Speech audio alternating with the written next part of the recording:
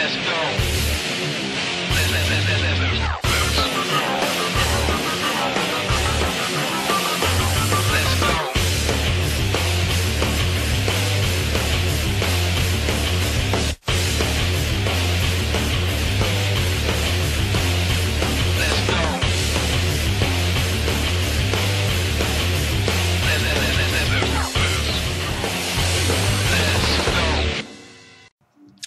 What's up, guys? Mount Vernon Kid here, coming to you again.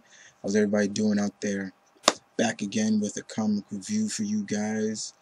First and foremost, as always, I'd like to give a shout out to Sensei, Blue Goblin, but also I'd like to give a special shout out to Zipblogori once again. Bro, I'm here whenever you need to talk. You know, I'm here. Currently with his situation, but he's getting there. Okay, so got some comics for you guys, and let's kick it off with IDW, shall we? Ninja Turtles number 3. Kevin Eastman is still great that he is on this book. It's always good to have a creator, the creator of on a book, and he still does a good job writing this book. The Turtles are still looking for Raphael. It also gets a little bit more in depth to the origin of what happened to Raphael. Little changes, but it's still really good, and IDW does a good job at tackling the Turtles and bringing it to a new generation, as well as the old school guys like myself, who's been a true Turtles fan from the get-go. And it's still good nonetheless. We're only in the 3 issues, but still very good. And as I always say, guys, if you're a Turtles fan, you're gonna love this book. All in all, good stuff. Okay, so next we're gonna move on to DC, and kick it off with Aquaman number 2. Jeff Johns and Ivan Reyes. His artwork is great for this book. We get a little more in depth to who the Trench is and what are these creatures. And basically, we don't get a lot, but the one thing we do get from them, food. They want food. And we have Aquaman, we have Arthur and Mira just enjoying looking at old pictures and things of themselves. Especially Mira, she's really interested in seeing Arthur as a little boy, and she sees him skiing and things. She wants to try that. And then the cops come for Aquaman's help to investigate what these creatures, these piranha-like amphibious creatures, have been doing. And then an all-out bloodfest goes in, and we get a battle between Arthur, Aquaman, and these creatures.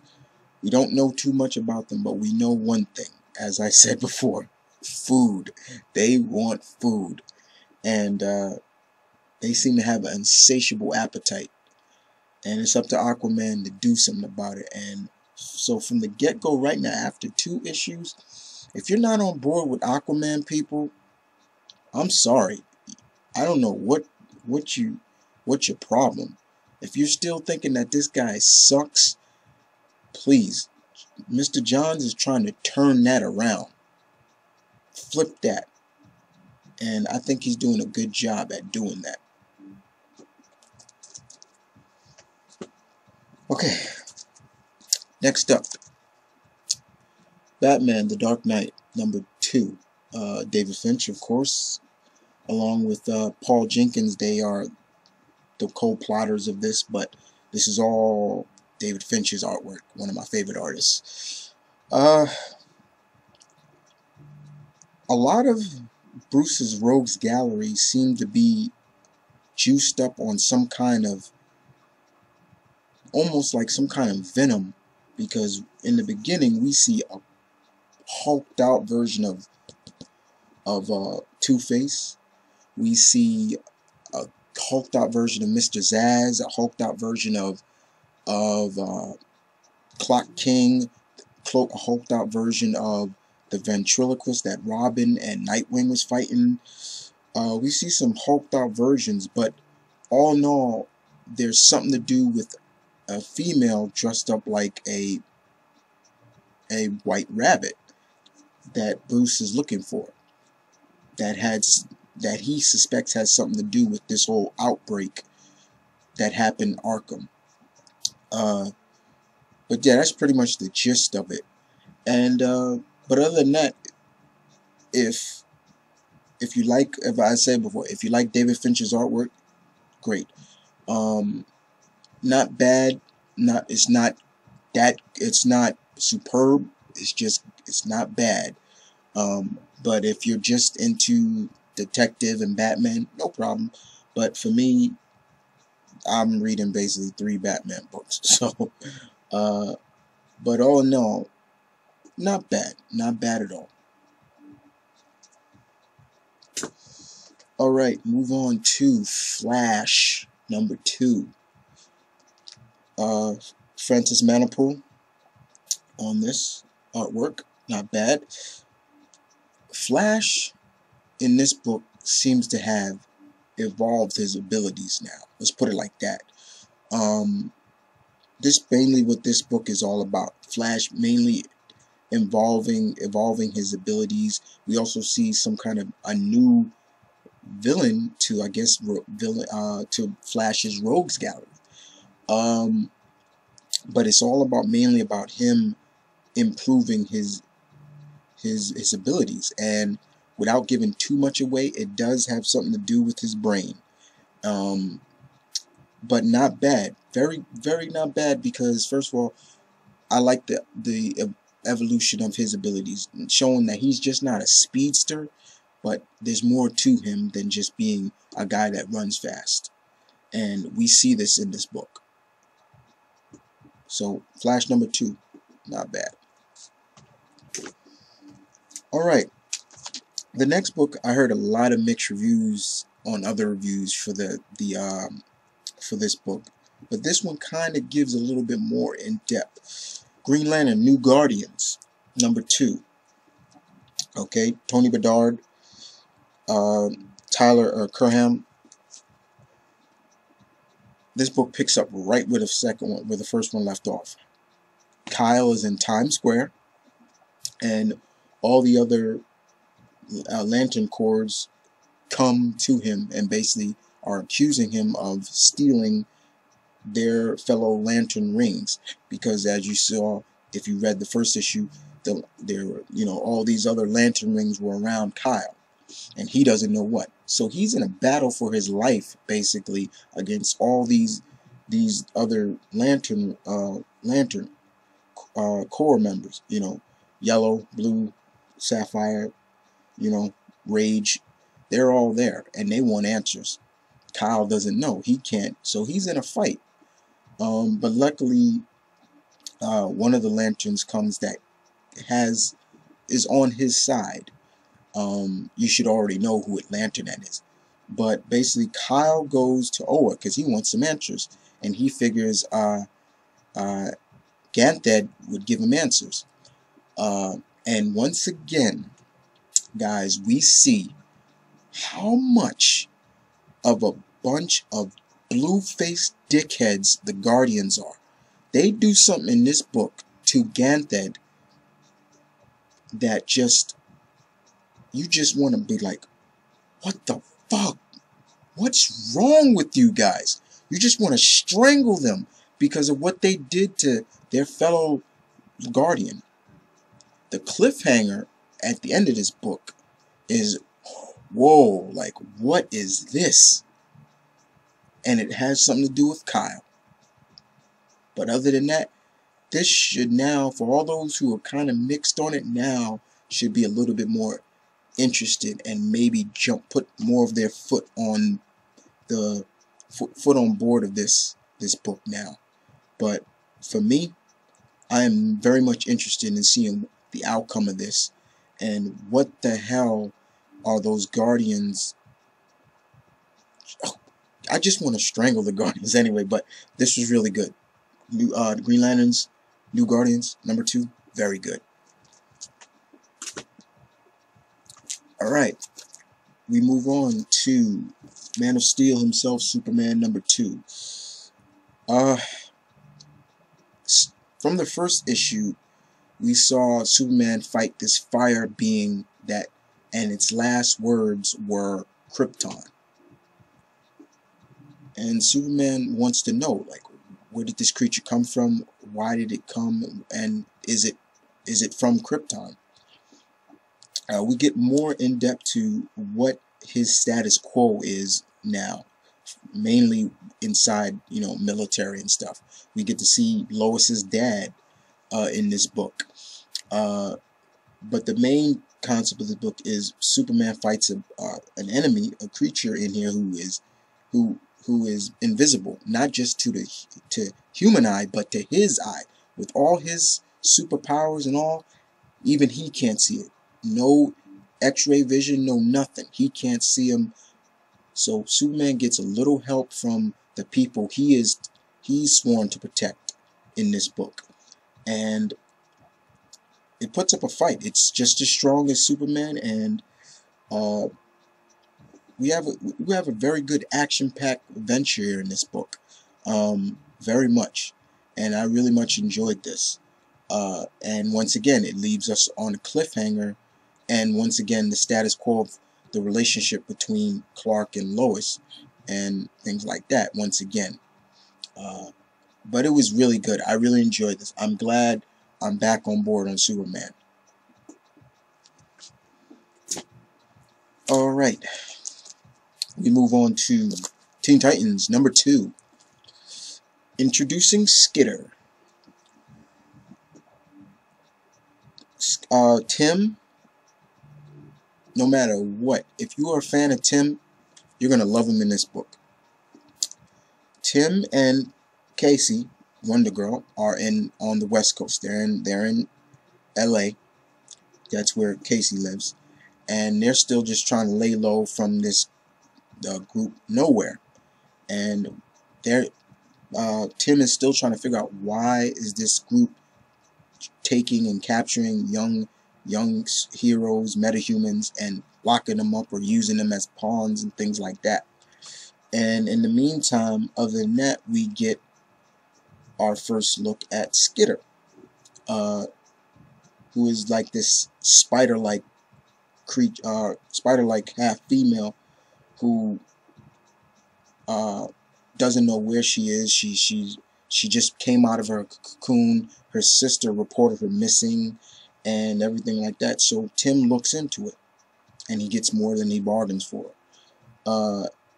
But once again, we do get to see a little bit more. We do get to see Superboy. We get to see Kid Flash. We get to see another one of the members another one of the team members that'll be there, Solstice, I believe, Solstice, and but that's pretty much it.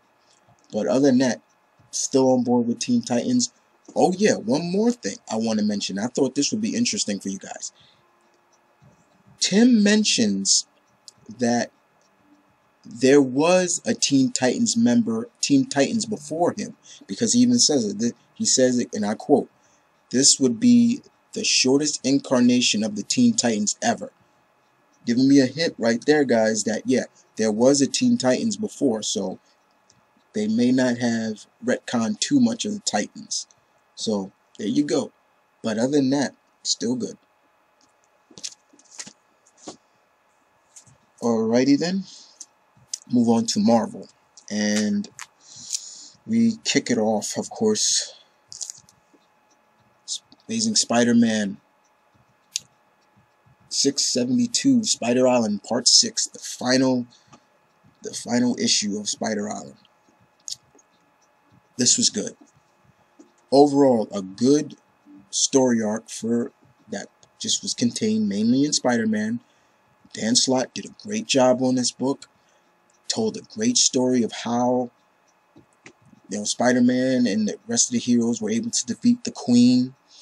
It told a very good story in terms of what's to come next for Spidey Um, it also gave you a clue to perhaps who this new Scarlet Spider is going to be, because Scarlet Spider will be back in comics, but he'll be occupying Houston, Texas. So it gives us a clue to who the new Scarlet Spider is. I'm not going to spoil who that is, but if you've been reading Spider-Man, you may have a clue who it is. But it was really good to see this, and it also explains why Mary Jane has not changed into the stage 3 of the spider virus. You know, why she didn't become a giant spider like everybody else. I'm not going to spoil why that happened. But in the end, it was really good. Peter, once again, used his head as great as always. I love to see Peter not just go out fighting fisticuffs. I like to see him being the scientist, the brainiac that he is, and how he was able to really defeat the Queen. Even though it was a team effort, Peter had a lot to do with it, and he really shined in this book really well. But Spider Owl and Mr. Slot, you did a very good job on this book. Very proud of you, sir. Keep up the good work on Amazing Spider-Man. You have been doing a very good job on this book. Spider Island, guys, loved it. Very good. Didn't want to spoil too much for you guys, because that's a book I don't want to spoil too much for you. Alright. Okay, we're going to move really quick on this book. Annihilators, Earthfall, number 2 of 4. With me, guys, once I get one book, I'm a collector, so I can't just drop a book on one issue. I have to see it through to the end. So the Annihilators basically have a fight with the Avengers, pretty much, which we all thought was going to happen, because they came to Earth causing havoc, and you should have known that that was going to bring some trouble. And it's pretty much just, you know, them trying to explain themselves why they did it and everything like that. But in a way, the Avengers are not trying to hear that. You know, they came near hostile instead of coming near and notifying them and things like that. But they're saying we had no choice. It was urgent, things like that.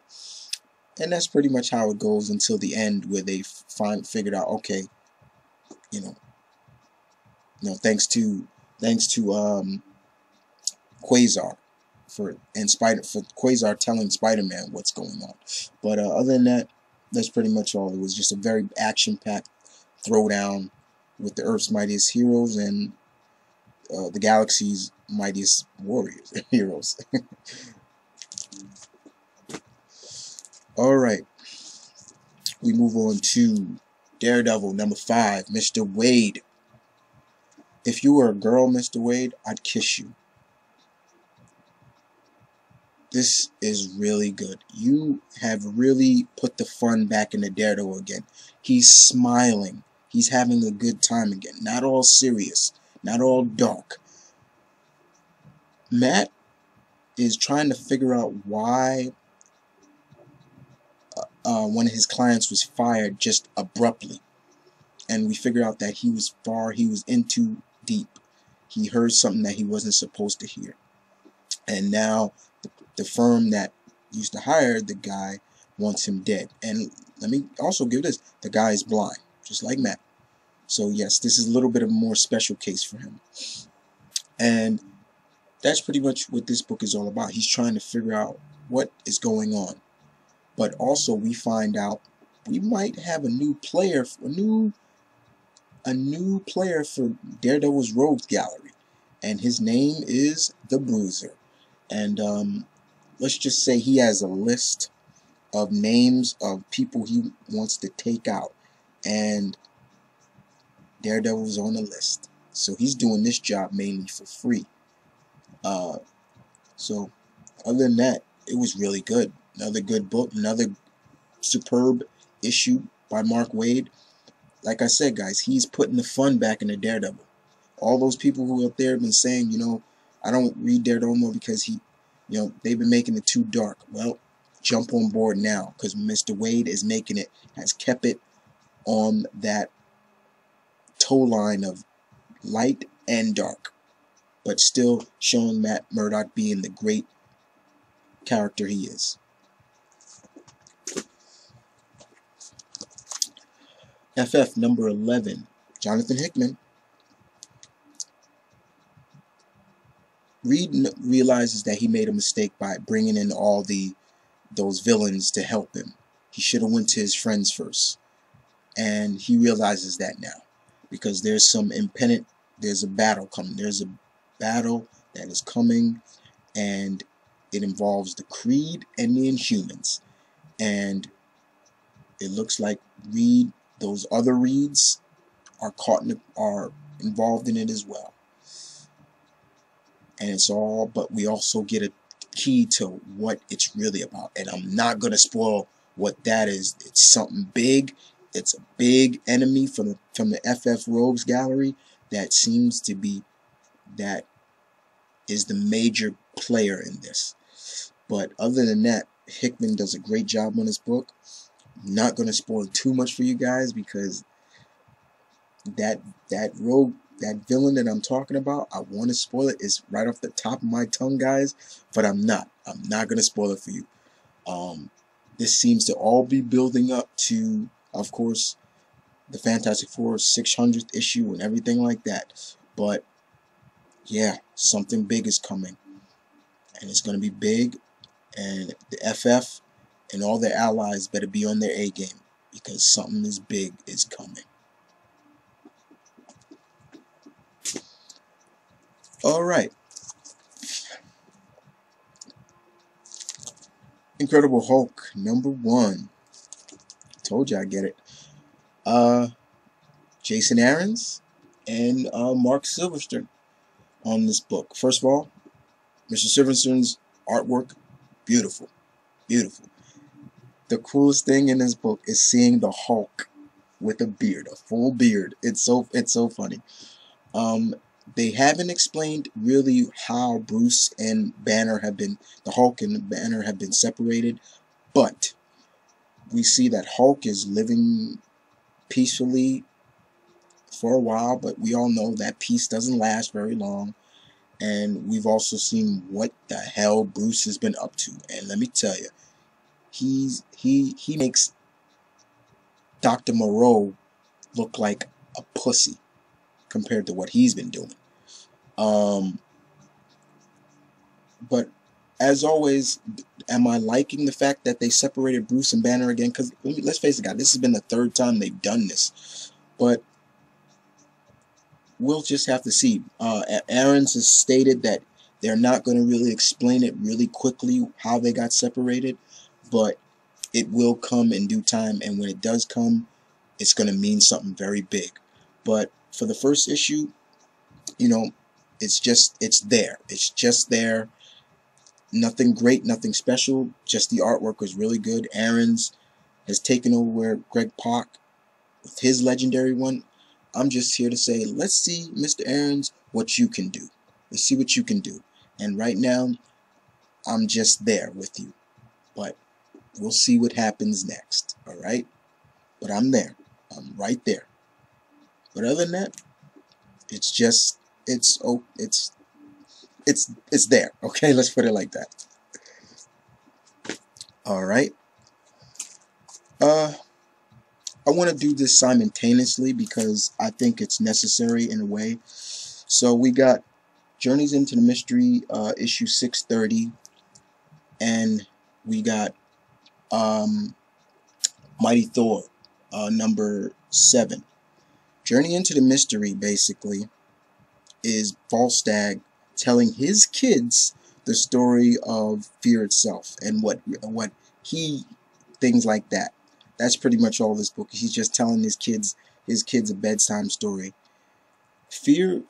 Mighty Thor basically is telling the story of Odin and Kal, the serpent, when they were young and what separated them and how all this came to be.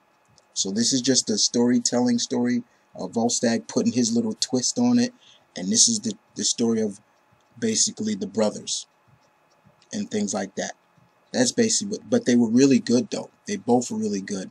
And number 8 will bring us that supposedly new Thunder God, and this issue 631 of Journey into Mystery, Loki has to answer for his crimes, for what he did, but they were really good nonetheless.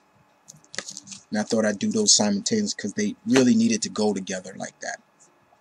Alright.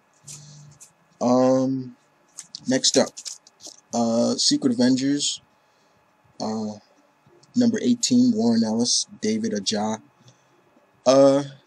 First of all, the only members, the only people that are in this book are Steve, Sharon Carter, Beast, and Shang-Chi.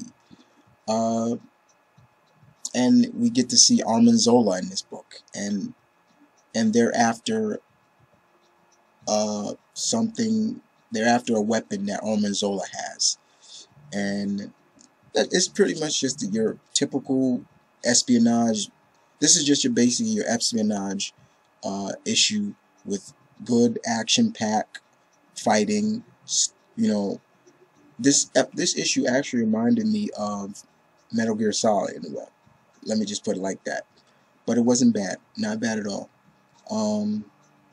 I can't wait to later on, because we all know that the team is going to change soon, and I can't wait to see that team.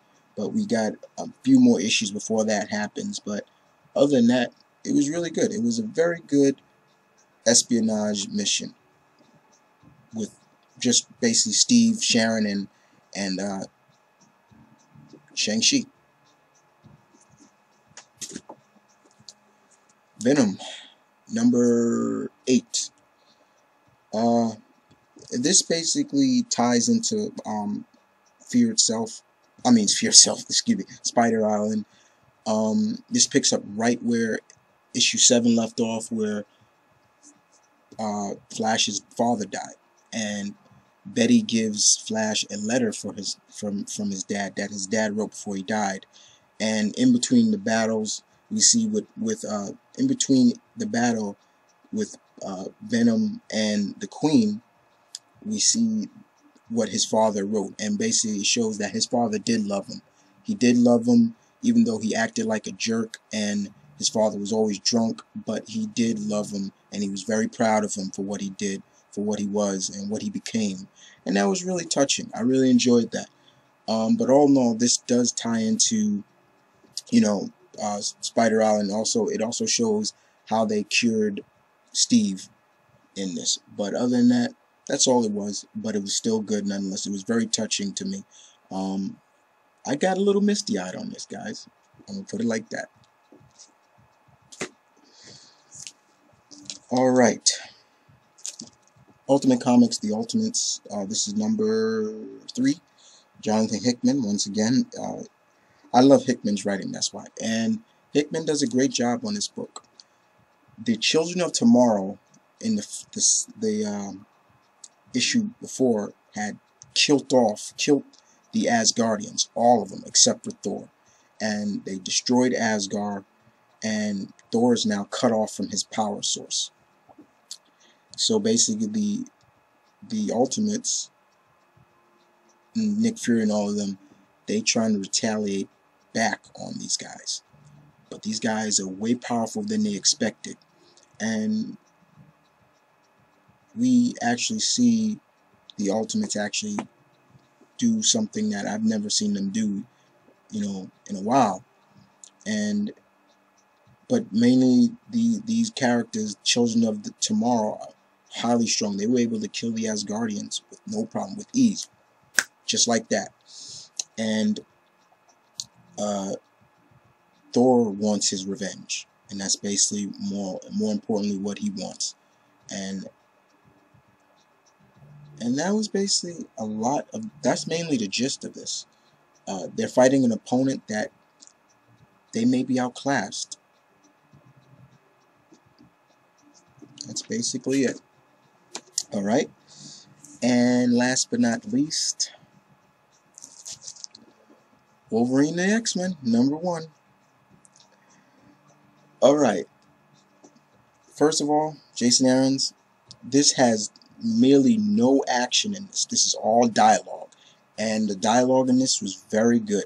It was very well written because, first of all, it showed that Logan has to adjust now to being headmaster of a school. And let me tell you, the school looks great. The school looks great. Logan is the headmaster. Kitty is the headmistress. And first and foremost, they got to get approved by the Board of Education, or the Department of Education of New York, because they are back in Westchester County. They're back in Salem Center. The Jean Grey School of the Gifted, that's the name of the school. We do get to see Professor Xavier, but it's mainly just an all dialogue, and it was well written. It's really funny because as much as they're trying to be, all proper and calm, Logan's in a suit and he's got a bow tie and things like that, the board is like saying, like, trouble always finds you guys, so we're just here to see if this is really appropriate. But it was still well written. We also get to see where the other X-Men are, what they teach and things like that. It was really good. We also get not just mutants, human mutants. We get some members of the Shi'ar that actually are in part of this. I'm gonna spoil a little bit of it. Gladiator's son is a part of the school, Kid Gladiator. But it was really good. Jason Aaron's does a really good job. My con on this book, the artwork. I'm sorry, Mr. Baccio, about your nephew, because I know you dedicated this year, but I'm not a big fan of your artwork. I don't like your artwork, and I'm nothing against, but yes, I'm not a big fan of your artwork. But other than that, it was very good. I can't wait because the ending left on a cliffhanger. But I can't wait to see the issue number 2 of this book. But I wanted to show you guys something real quick, if you don't mind. Here's the faculty. I'm going to show you. Alright. Okay. Let's get to it. Okay. If you can see here, here's the faculty. Okay, we have Wolverine, headmaster. Kitty is the headmistress. Beast is the vice principal. Gambit, senior staff. Rachel Gray, senior staff. Rogue, senior staff. Iceman, senior staff. Cannonball's a junior staff member. Chamber is a junior staff member. Cannonball's sister Husk, junior. Karma, junior staff member. Frenzy is the adjunct staff member. Dope is a staff member. Toad is the janitor. And there's the students. Armor, Adol, Blindfold, Bling, Broog, Cypher, Ernest, Gentle, Grey Monken, Hellion, Indra, Kid Gladiator, Kid Omega, Match, Mercury, Oya, Rockslide, Trance, and Warbird is Kid Gladiator's bodyguard. So that's the whole staff right there. I wanted to show you. It's really funny, and they even show like what everybody teaches too. It's really funny. And if you want, I'll even show you what the school. Let me show you the school. Here's the school. There's the school right there. That's the school. See? Not bad, huh? But this was really good. It was not very good. Very good indeed. Very good. But other than that, guys, that's it for me. Hope you guys enjoyed it. And other than that, this is Mount Vernon Kid saying peace, one love, stay tuned, keep it real. I'll see you guys next week.